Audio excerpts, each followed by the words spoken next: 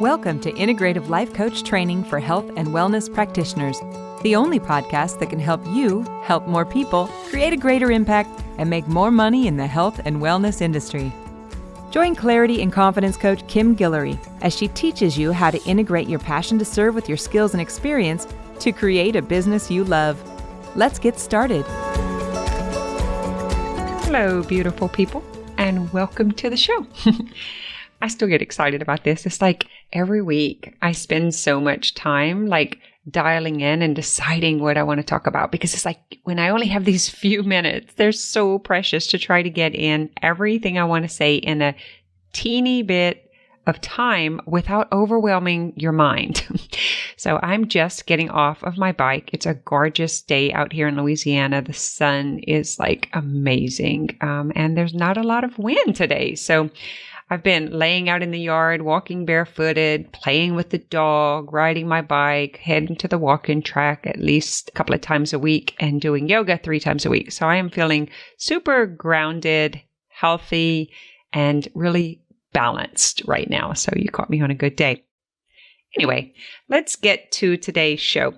So I'm going to carry on about how the mind creates your life, your everything, your unconscious, what's going on behind the scenes, like those thoughts that just kind of innocently hang around, are truly what's driving 95% of the results in your life. And this includes your health. It includes your physical body, your finances, relationships, career, everything. The unconscious is what drives the actions, and the actions that you take are what end in the results that you have. So it's super clear. Last week we talked a lot about thoughts creating the feelings, and then that driving the action and then the results, right? So we're going to take it all the way up to really looking at the circumstance, which is what we often think is the issue and the thing that needs to be changed to get different results. But this concept actually is different from that. So the body believes every word you say. It believes everything you think. And, I'm noticing this in coaching. So I receive a lot of coaching. Not only do I do a lot of coaching, but I'm actually the receiver very, very often. And it's like we have to say the things to get the story out, to hear ourselves say it, to recognize what's truly going on, even behind the scenes, right? And when it's being shared back, there's times where I'm thinking, I didn't really mean it. But that's not what I meant, right? And I want to clean it up and try to make it sound better. But the honest truth is, that is what comes out. That's why journaling is so important. Whenever you're just writing and just letting things come through the pen, and then you can take a look at what's happening unconscious. So journaling, coaching, I wouldn't say necessarily just talking about your problems, because often you'll get feedback of me too. And anytime someone is saying me too, just beware. They are right up in the business with you and maybe believing that it is someone else's fault or something else's fault, or that the thing needs to be changed. So the body is the unconscious mind, right? We teach our body how to emotionally change, and then the results appear in our health. We teach the body how to emotionally change, and the results end up a reflection in our life. It's fascinating, right? So we think if we put a positive spin on it and a positive affirmation, that makes us a positive thinker. So you'll see all these amazing memes, people will post on Facebook and say things that sound really pretty, but it's kind of like spraying potpourri on poop, or putting a flower on top of a pile of crap. It's really what's happening underneath that's driving your actions ultimately, not necessarily the positive affirmation that you're saying out loud, but you don't truly believe. I hope that makes sense. So at one time, I remember I was doing a lot of Louise Hay's work, which is where much of this about illness and disease and the condition of the body came from in my own experience, back 20 years ago. And Louise was just like, all is well. Life supports me. There's plenty of abundance that's available for me. And we can say it, but you don't truly bring the results of it unless you also feel that it's true. So it's more than just saying it's true. That's one thing. So you could start there. You can put positive affirmations. You can tape them to the window. You can write them with lipstick on your mirror. You could have them. There's an app on your phone called Rabbit where it just kind of feeds it back to you every few hours or however you say it. Or you can put it on your screensaver so that you're constantly reminded, I am beautiful. I am worthy of love. Everything I need is available to me. But when you say those on a scale of 1 to 10, how much do you truly believe them? Because that feeling, the way you feel when you think the thought, is what drives the action. So just because you say it, if you don't believe it, you won't actually take the action as if it's so. So one of the ways that, and this goes even for business, that I like to say is first is belief, then it's aligned action, and that equals your desired results. So the secret is the aligned action. So let's use an example of, let's say you believe it because someone said it, but you don't really feel it. And so you do a few things to test it out and then you don't get the results. And then so many people do this. They throw in the towel. That's not true. That's not available for me. I'm different. It's where I live. People don't get me. I'm so misunderstood. My friends don't have money. They can't support this. Whatever your reason and excuse is, you think it's because of the circumstance. But what's actually happening here is the belief is not your belief. It's what someone else told you, what worked for someone else. And you don't actually feel it to be true. You hear it, you see it in someone else's life, but your unconscious belief is, but I'm not them. I don't live where they live. I don't have an existing business. It's because she's married, or it's because she's single, or it's because, whatever your brain tells you. There's plenty of excuses why you think someone else could do it and you can't.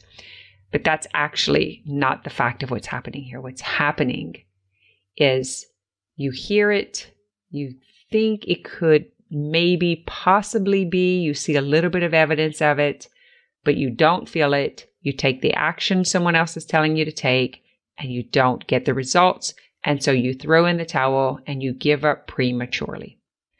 That is not how it works.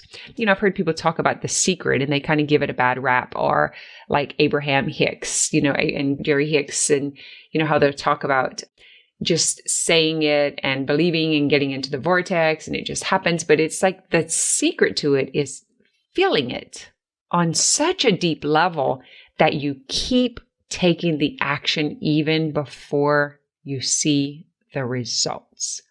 This is the game changer. So it doesn't matter who's saying it. If there's even an inkling of an idea that you think it could be possible, that's a great start. So just start there and start with the affirmation, saying it over and over and over and over until you can start to imagine possibilities, and then start trying to find evidence of it. So maybe it's evidence of someone else doing it, right? Maybe it's reading books, maybe it's listening to podcasts or listening to success stories, but something begins to light that fire, right? Just strikes the first match or puts that little hint of hope. So that's a beautiful place, depending on where you are in your journey. For some of you, you're like, yeah, I've been doing that for 10 years and it's still not working and I don't understand and I keep doing, what they're telling me and it doesn't work. Like that stuff is not true. It doesn't work for me. It's because, I don't know, my gosh, there's so many reasons why we think that it's available for everyone else and not us. It could be because your parents told you it wasn't available for you. Like, great, the neighbors get to go to college, you don't. Or, of course, they go on vacation because their dad works at the bank. We're not like that. We're poor over here. Money doesn't grow on trees. And you took on that belief and didn't realize that it stayed with you, that it's still buried in your unconscious. So you look at your bank account and you see that you do have money, but then there's a part of you that believes that it's never going to be enough, that you're never going to be safe. And it's actually those stories that's running it. So there's so many levels of belief and levels of feeling and levels of experience that you bring in. And, this work is about unraveling that process. So it's not a one-step, one-time thing. It's not something you do for 6 weeks. It's something, it's kind of like yoga. It's a practice that you take on for the rest of your life, and you just continue to grow and evolve. So I'll just repeat all of that. Your body believes every word you say. Your body is your unconscious mind. It is a reflection of what you truly believe. And you can teach the body emotionally. Be very careful that the feelings that remain hidden will eventually show themselves. They will become the story, and you will be able to witness it and experience it. Some people actually push themselves into disease. It's crazy, but in order to express this emotion that's not acknowledged, that they'll intentionally cause problems so that it can be expressed. It's warped when you think about it. I think about this too. So let's just use this as an example of relationship is you may have someone who believes that divorce is wrong. They're not happy in the marriage, but they don't see any way out. And they know that getting a divorce is not going to be acceptable in their community or in their culture or their family. And they may choose to actually become the person, the adulteress. They'll do something that's unforgivable so that they can get out of the situation. They'll do something that's unacceptable so that they don't have to communicate openly and be vulnerable and make a decision from a honest place of, I'm just not happy and this is not working. And we're both different than what we thought when we were 16 and decided we would get married or whatever it is. And because of church or family or conditioning, whatever those beliefs are, they couldn't be honest. And so they'll go and do the unforgivable thing so that they can get out of it. And we do this even with illness and with sickness. So maybe parenting is so hard, or caretaking, for parents or whatever it is so hard that the person will create a disease within themselves, some sort of condition that actually stops them from being able to take that role and step into that role. And so we are capable of causing sickness to ourselves to get out of things that we feel like we are trapped by or we can't be honest about or get out of. So this is some deep stuff, right? I tend to go way beneath the layers.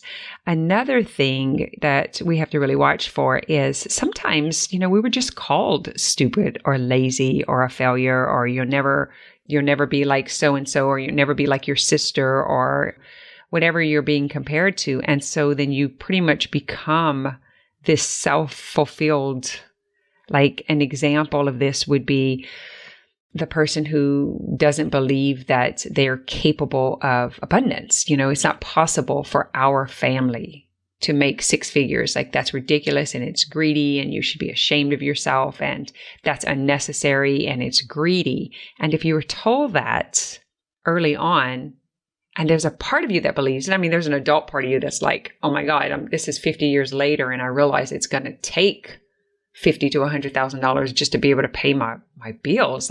That's an old story, but you may not recognize it because it's been so subtle, hidden behind the scenes. We recognize this when we start doing business coaching and helping people work through limiting beliefs. There's a lot of that.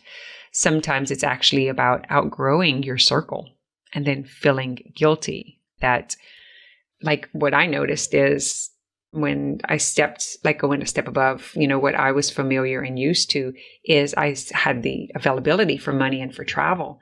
And I pretty much was alone, and it was hard finding someone else who could take off work or who had the money. or it was in a different situation. And so there was this kind of isolation and loneliness where it's like, oh, well, it's not worth having. Might as well not do it because that means I'm going to be alone. And just realizing now is that it's just like shifts and patterns, and it's perfectly fine. And there's no better or worse or higher or lower levels. It's basically all a process. We're all evolving. We're all growing. We're all learning and experiencing.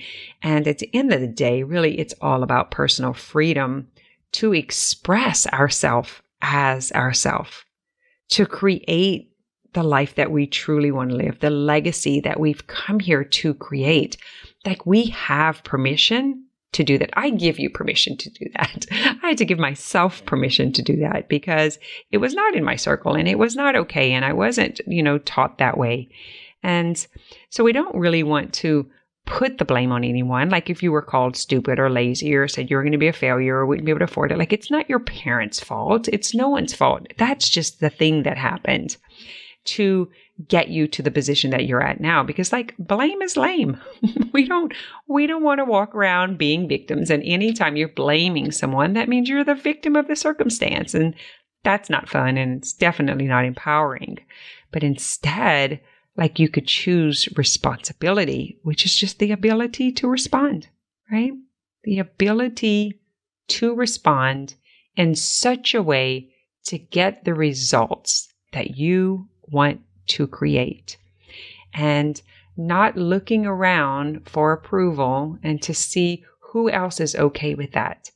In the coaching world, I have seen so much illness, disease, conditions in the body, physical conditions that were brought on from living an inauthentic life, in a marriage that wasn't working, in a job that they hated, doing things that they no longer wanted to do, but the unfamiliarity or the discomfort of doing things different was so painful that it was easier to just stay. And because you're repressing or suppressing those emotions, that anger about having to do it, the sadness about being stuck, the resentment about having to do it, those emotions, they fester, but they don't die, right? They stay there, and you say these things to yourself, but don't acknowledge it and don't express it, but yet your body hears it. That's that unconscious part.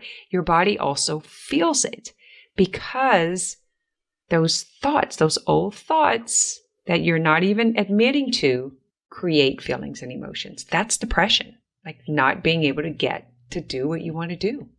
Saying negative things about yourself. Those are reasons for depression. Like there's a sadness, there's a stuckness, there's a like being in this rut and this dissatisfaction, and then being trapped by it because you're not able to. Some people will call this, like they'll say I don't want to complain. Like there's nothing I can do anyway, so I might as well not complain.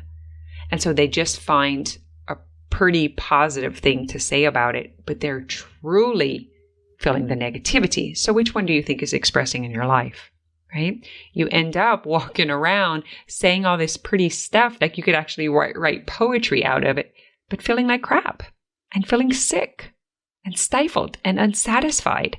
I come across so many people with Crohn's disease and migraines and back pain and Hashimoto's, all of this stuff is from suppressed emotion and repressed emotion.